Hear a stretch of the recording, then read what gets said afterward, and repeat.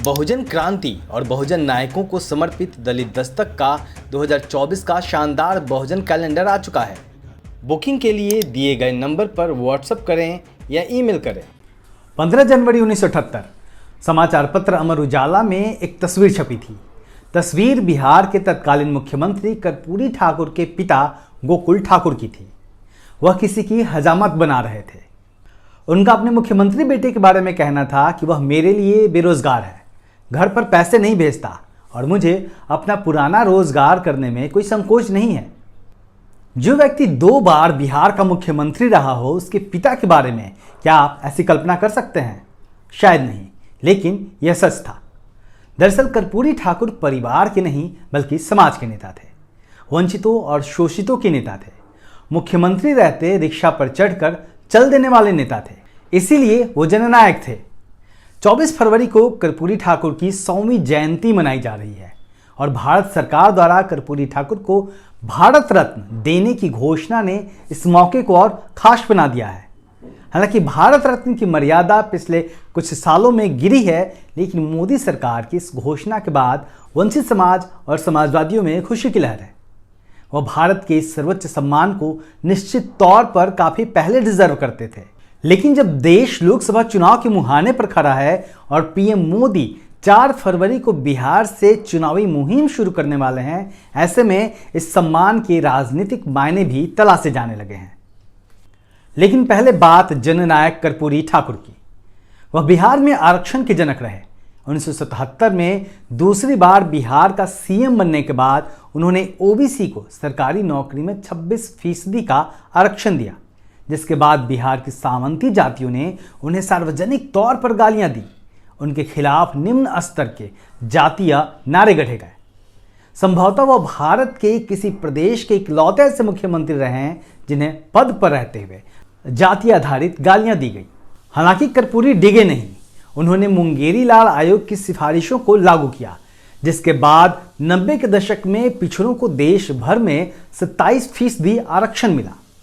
इससे पहले शिक्षा मंत्री रहते हुए उन्होंने मैट्रिक की परीक्षा में अंग्रेजी की अनिवार्यता को खत्म कर दिया, ताकि वंचित समाज के बच्चे, गरीब बच्चे, किसानों के बच्चे जिनकी अंग्रेजी शिक्षा नहीं हो पाती है, वह मैट्रिक की परीक्षा को पास कर सके। एक दिलचस्प वाकया है कि जब कर्पूरी ठाकुर मुख्यमंत्री थे, तब केंद्र और बिहार दोनों जगह पर जनता पार्टी की सरकार थी।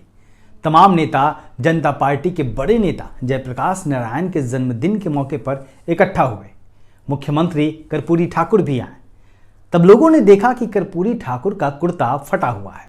चंद्रशेखर अपने अंदाज में दूसरे नेताओं से पैसे इकट्ठे करने लगे ताकि कर्पूरी बाबू के लिए नया कुर्ता लाया जा सके।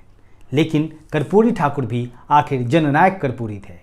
उन्होंने बड़ी सहजता से इकट्ठा किए गए पैसे तो स्वीकार कर लिया, लेकिन उसे मुख्यमंत्री राहत कोष में जमा कर दिया। इससे झूठी शान गढ़ने वालों को जोरदार तमाचा लगा। हालांकि भारत में सरकार के हर कदम को राजनीति के रूप में देखने की परंपरा रही है। ऐसे में बिहार के 2 बार मुख्यमंत्री रहे कर्पूरी ठाकुर को 2024 लोकसभा चुनाव के पहले भारत रत्न देने की घोषणा के मायने तलाशे जा रहे हैं। इसलिए भी क्योंकि हाल ही में बिहार में जातीय जनगणना कर वंचित जातियों की सत्ता में भागीदारी के सवाल को बड़ा बना दिया गया है। समाजवादी नेता कर्पूरी ठाकुर बिहार में नाई जाति से ताल्लुक रखते हैं और बिहार में नाई जाति अति पिछड़ी जाति में आती है। बिहार में ओबीसी 63% है, इसमें अति पिछड़ी जातियां 36% है। साफ है कि बिहार, जो कि अब तक भाजपा के लिए इकलौता अजेय हिंदी भाषी प्रदेश बना हुआ है, उसने भाजपा और संघ की नींद को हराम कर रखा है।